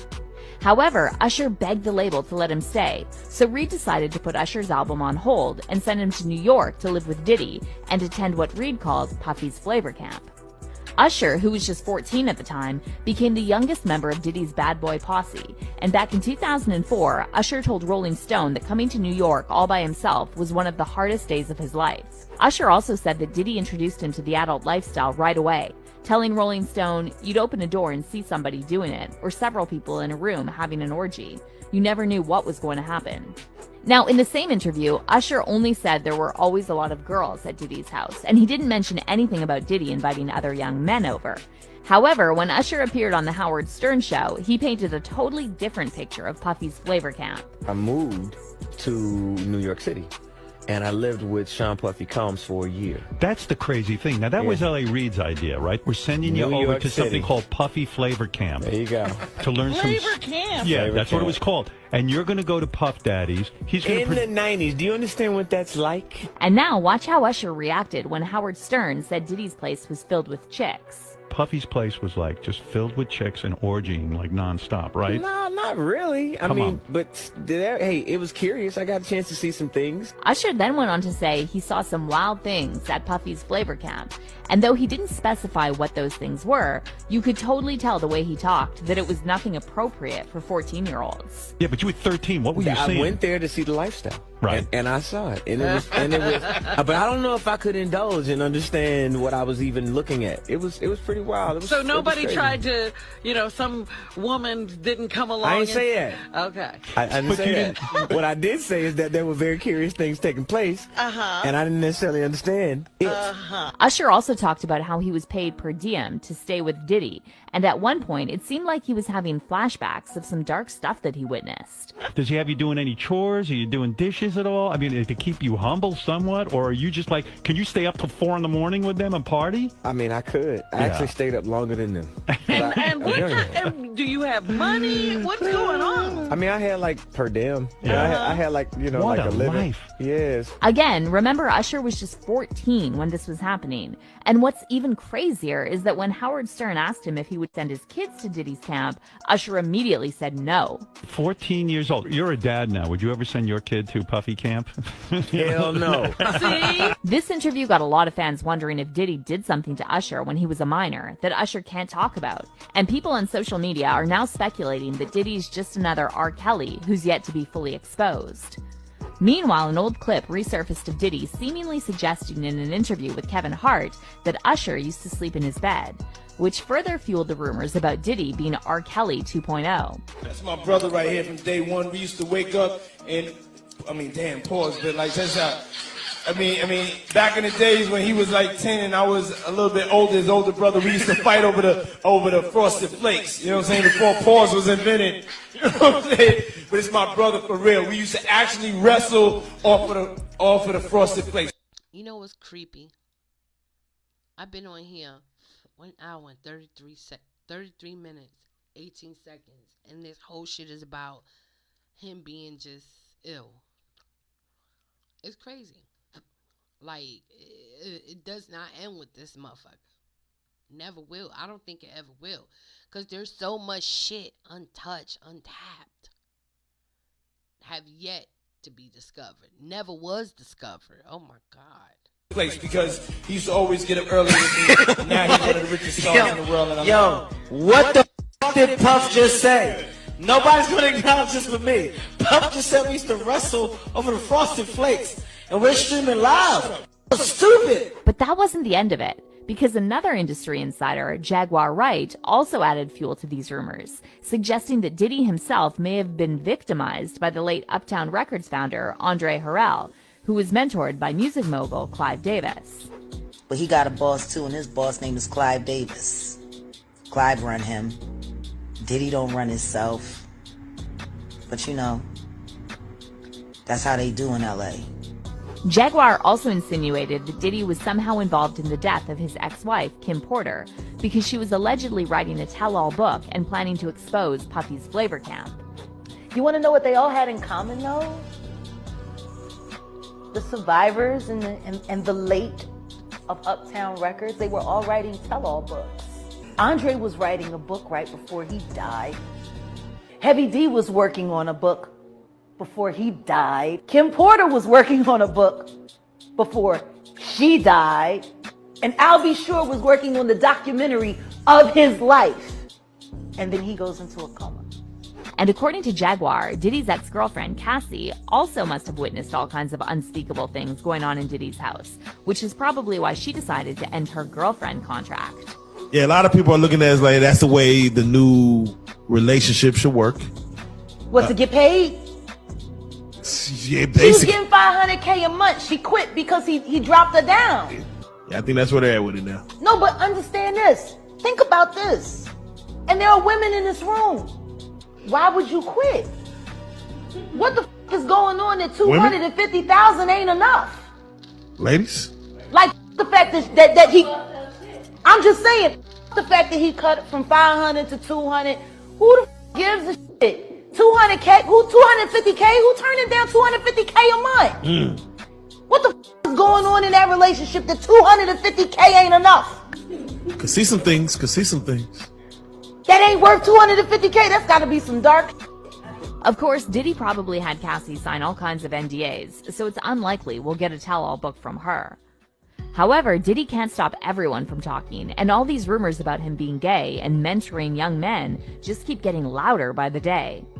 But what does Diddy have to say about all of this? How did he react to Usher exposing him and his flavor camp? Well, it looks like Diddy's once again skirting around the real issue, because in his recent interview on The Breakfast Club, First BET Awards ever. Puff Daddy got me my first tailored suit ever. Like he tailored me, got the whole thing, had the Cause if it was Puff, y'all would have went shopping. First BET Awards ever. So a third lawsuit was filed with the Jane Doe, accusing Diddy and Aaron Hall of R-ing her and a friend.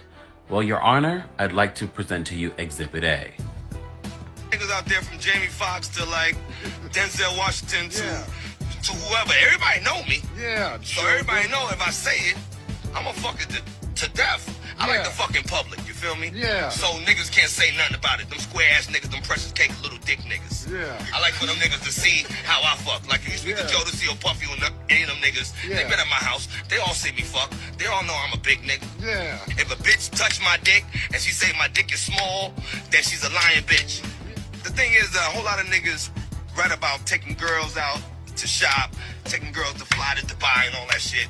Bitch, close your eyes, we anywhere. You feel me?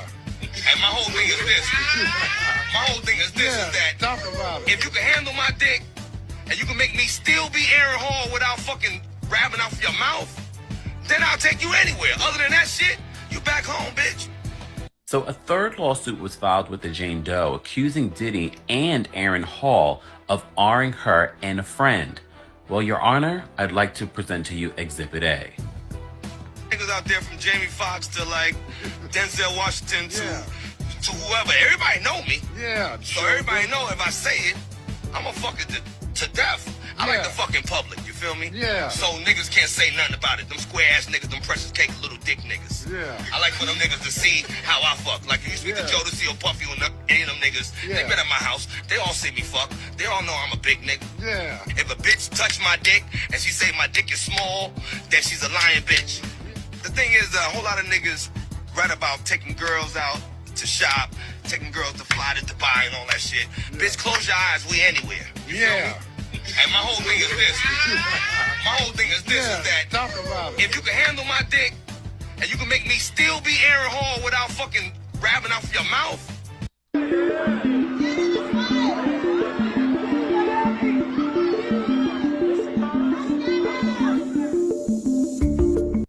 So what exactly did Mr.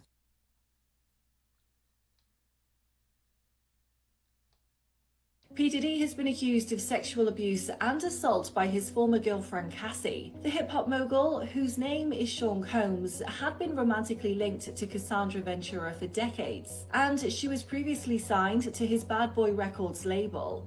In the suit, Cassie claims that not long after she met Combs in 2005, when she was 19, he began a pattern of control and abuse that led her to live a, quote, lifestyle of excessive alcohol and substance abuse. The singer also accused the rapper of forcing her to have sex with male prostitutes while he filmed the encounters. According to the lawsuit, in 2018, near the end of their relationship, Combs forced his way into her home and sexually assaulted her. Combs denied the allegations, calling the suit baseless as part of Cassie's attempt to seek a payday. P. Diddy has been accused of sexual abuse and assault by his former girlfriend Cassie. The hip-hop mogul, whose name is Sean. I just want to throw you the facts, okay? Sure. So this is long after we have 2 double platinum albums, $15 an album from 2 million albums is, what is the math on that, 48 million? And this benevolent man who's now had a change of heart and has decided to pay us as talent, we only get the amounts due since Sony bought our catalog. Okay. So streaming for the past couple years, it's about $800, $900. I have to sign an NDA that I will never disparage Puff, Bad Boy, Janice Combs, or Justin Combs Music, or EMI, or Sony ever in public. I would like to do a documentary for Hulu or Netflix or Amazon, a streaming site. I offered some of the girls, hey, if you need $800-900, I'll give it to you. Don't sign this. I just want to throw you the facts, okay? Sure. So this is long after we have 2 double platinum albums, $15 an album from 2 million albums is, what is the math on that, 48 million? And this benevolent man who's now had a change of heart and has decided to pay us as talent, we only get the amounts due since Sony bought our catalog. Okay. Okay, I know y'all have been asking for a part 3. I promise you I'm gonna give you as much info as I can, but before I go into additional allegations, I just want to clarify a couple things. 1, I do not give a fuck if Diddy is allegedly bisexual or gay or whatever the fuck. I am queer myself. I would never have a problem with this. My reasoning for bringing this up, however, is that if you are allegedly so comfortable with exposing unwilling participants to your kinks, your sexual deviances, your likes in the bedroom, etc., what else are you willing to do? That is just my opinion. I'm not saying you have to agree with it. You don't got to listen to a bitch like me. I'm not saying my opinion is gospel. If you want, do your own research. Okay, so let's talk about these next allegations. They are not related to SA. They just, again, show an alleged pattern of violent behavior. In '96, it is alleged that Diddy threatened Bad Boy president at the time, Kirk Burroughs, with a bat so that Diddy could get 25% equity in the company. In 1997, just a year later, he was arrested and charged after beating Interscope executive Steve Stout. This was apparently over a video music release. Allegedly, Diddy smashed him over the head with a bottle. Despite facing 7 years, Diddy actually was only sentenced to 1 day of anger management. In 2014, it is alleged that Diddy slapped Drake at a club, apparently over Cassie. And if y'all remember, in 2015, Diddy was actually arrested and charged for assault with a deadly weapon after he had allegedly attacked his son's UCLA coach with a kettlebell. Later on, police actually upgraded the charges to 3 charges of assault with a deadly weapon, 1 count for making terroristic threats, and 1 count of battery. And then this last thing I want to bring up isn't even that something that's like an SA allegation or abuse allegation or anything like that. However, do y'all remember back in like 2002, 2003 when Diddy had Making the Band? This was like Diddy's TV show where he like gathered like really talented singers around New York, whatever, and he would put them together to like make music and hopefully form the band.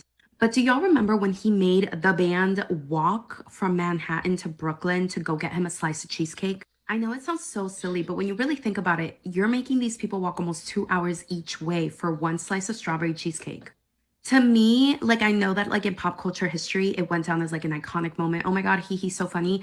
But to me, I just take that as like an extreme abuse of power and like manipulation. I mean, these were people who were trying to impress him, obviously did not have as much power, influences him, and you're making these people do like a really treacherous thing for your own like entertainment. It's just kind of yucky. It doesn't sit well with me.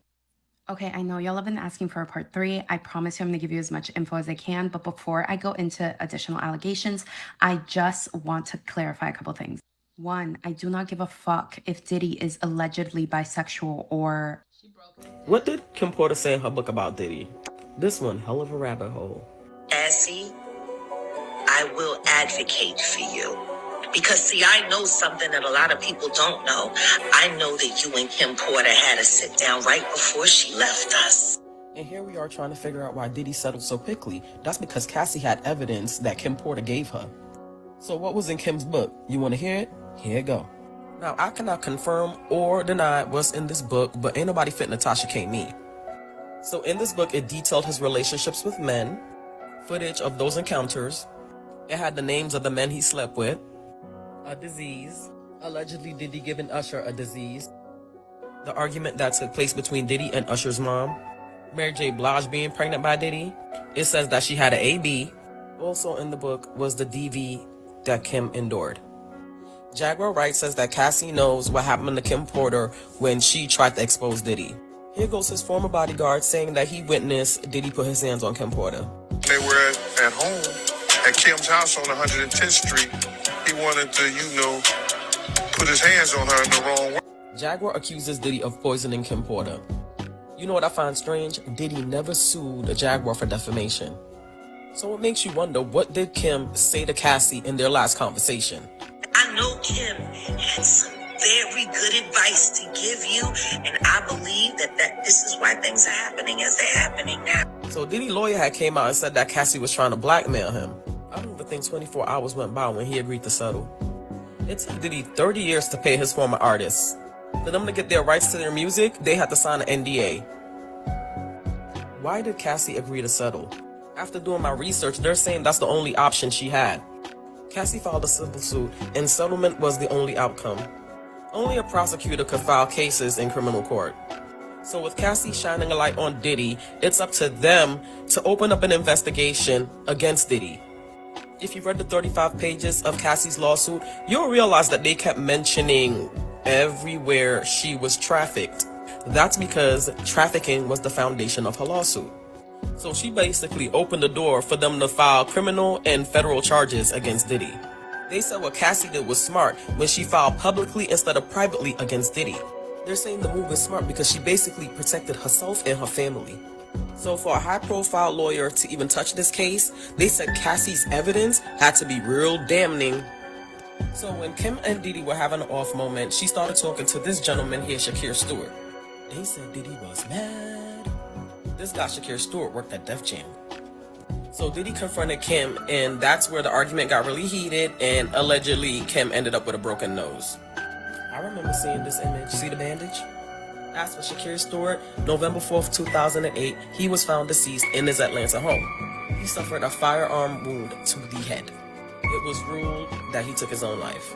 During the conversation with Al B. Shore, Kim told her that she was running from something, and Al B. Shore advised her to go to the FBI. He even said this in an Instagram post. So Al B. Shore posts that, and then he ends up in a coma. He was in a coma for 2 months, and he had multiple organ failure. Everybody that was around Diddy ended up passing away, according to Jaguar Wright. Andre was writing a book right before he died. Heavy D was working on a book before he died. Kim Porter was working on a book before she died. And Al B. Shore was working on the documentary of his life. And then he goes into a coma. Kim was smart, wasn't she, Cassie? Kept you alive and kept you safe. I will advocate for you. You are a victim. And I know that. Congratulations on surviving and congratulations on standing up. What did Kim Porter say in her book about Diddy? This one, hell of a rabbit hole. Cassie, I will advocate for you. Because, see, I know something that a lot of people don't know. I know that you and Kim Porter had a sit down right before she left us. And here we are trying to figure out why Diddy settled so quickly. That's because Cassie had evidence that Kim Porter gave her. So what was in Kim's book? You want to hear it? Here it go. Now, I cannot confirm or deny what's in this book, but ain't nobody fit Natasha K. Me. So in this book, it detailed his relationships with men, footage of those encounters. It had the names of the men he slept with, A disease. Allegedly, Diddy giving Usher a disease. The argument that took place between Diddy and Usher's mom. The rapper and hip-hop star Sean Diddy Combs has been accused of physical abuse, sex trafficking and rape by a former girlfriend in the suit. In Manhattan's federal district court, Cassandra Ventura, known as Cassie, claims she was regularly beaten over the course of a 10-year professional and romantic relationship. Mr. Combs denies the allegations, while his lawyer called the claims outrageous. Also tonight, music mogul Sean Diddy Combs accused of sex trafficking and sexual assault in a lawsuit filed in federal court here in New York. Chloe Malas is here. Chloe, what more do we know about this? Lester, the lawsuit filed by Cassandra Ventura, known by her stage name Cassie, met Combs when she was 19 years old. She was later signed to Combs's record label, and the pair had been romantically involved. Ventura alleges that Combs not only raped her, but over the course of a decade, physically abused her, as well as, quote, lured her into a drug-fueled lifestyle. Ventura says that after years in silence and darkness, she's finally ready to tell her story. Now, Combs's lawyer said in a statement in part that his client vehemently denies the allegations, calling them based. Yeah, it's time. It's time for us to talk about it. Diddy has a rap sheet of abuse and essay allegations that is so long that I'm not even sure I can fit it into one video, but I'm going to do my best to condense it. Keep in mind, Diddy's sexuality and his sexual preferences have been rumored and talked about for decades now. This is not an expose on his sexual preferences. This is more of an expose on his abuse allegations that kind of coincide with those preferences. Most notably, we know that Diddy mentored Usher since as early as Usher was 13 years old.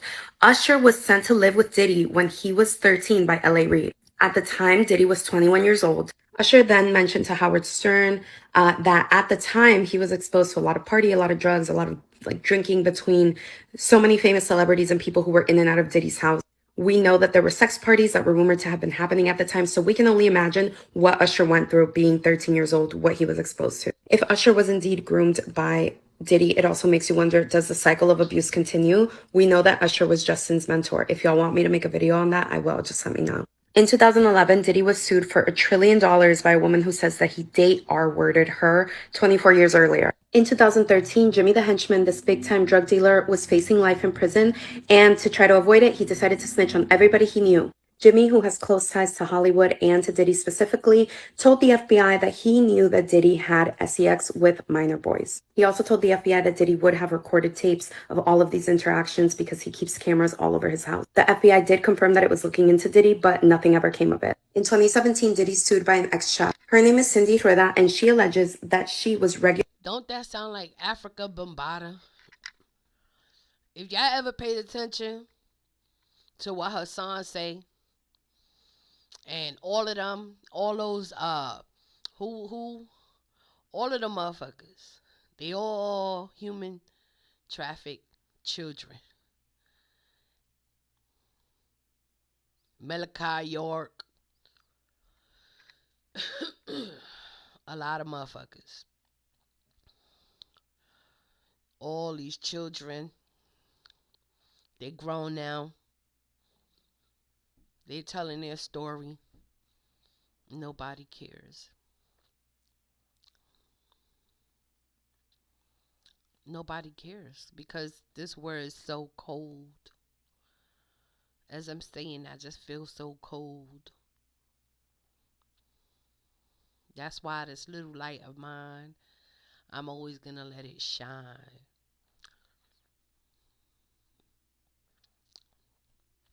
And I don't care. I'm always going to be I stand on spirit and in truth. Spirit and in truth, spirit and in truth, spirit and in truth. Because this planet, this system was designed for everybody to fail. Nobody has the right to judge nobody. But this right here is abuse. It's the most horrifying violation. Okay? And let me tell y'all something. In the beginning of my journey in shifting the energy, I discovered all this. It was a long journey, and all I could do is just pray and never give up. Never give up. The cries of the children in my flashes. People think that these gifts are just anything. They come with tears. They come with prayer and lots of interventions, willpower.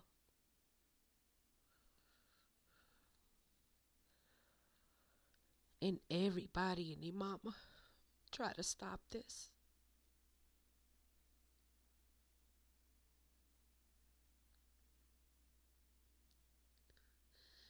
I'm so happy and well pleased that my God that I serve is a mighty God. And it's all coming down. It's all coming down. And I will stop at nothing to see it crumble. And I'm telling you,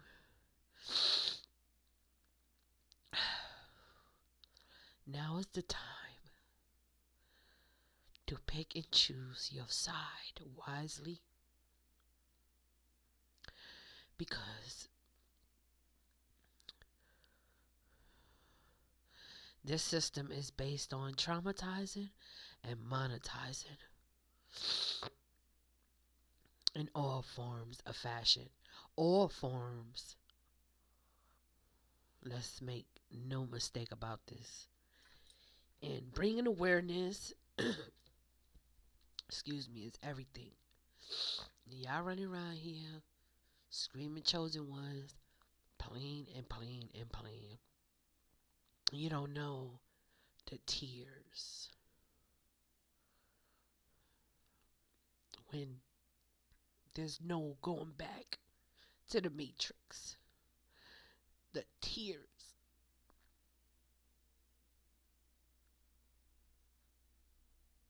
I hate this fucking matrix.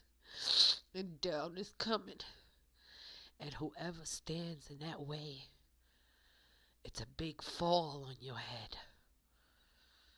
There's nothing else left. So,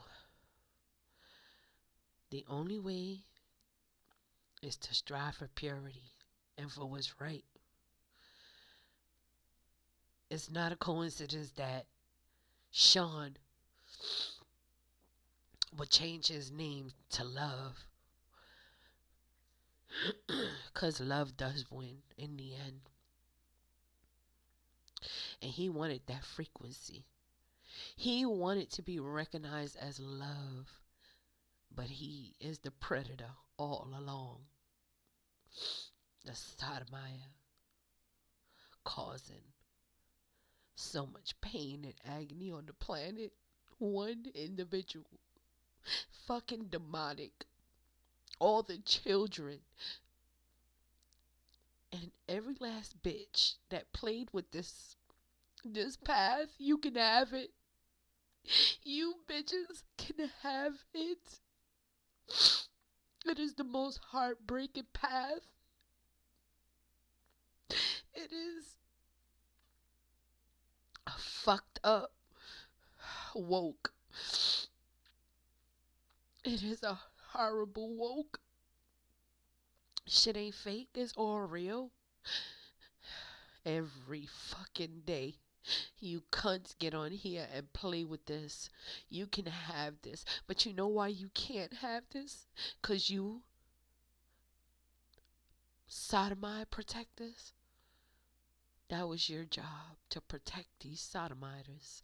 These pedos. Pedovores. Not realizing.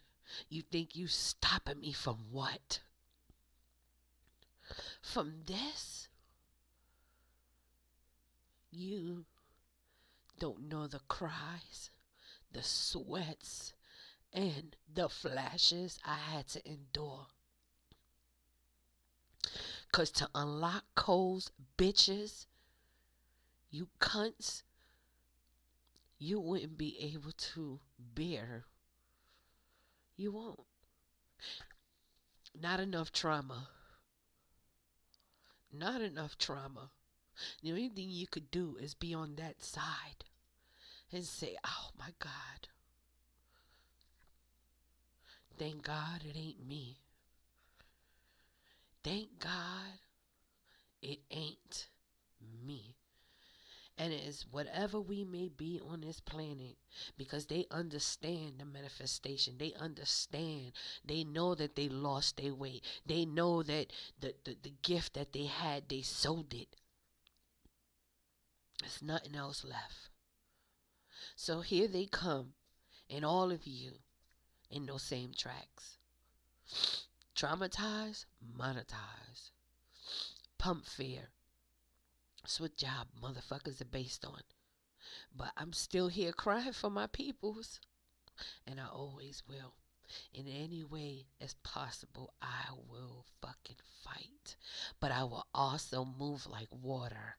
And if you understand the real chemistry in water, motherfuckers, you need to get with that. You need to operate and move like water. Bitches, stop trying to be like everybody motherfucking else. Bitches. That's my motherfucking damn time. I can't be on here no more because it's disgusting. It is so disgusting. It makes me want to throw up. Like, literally. Gosh.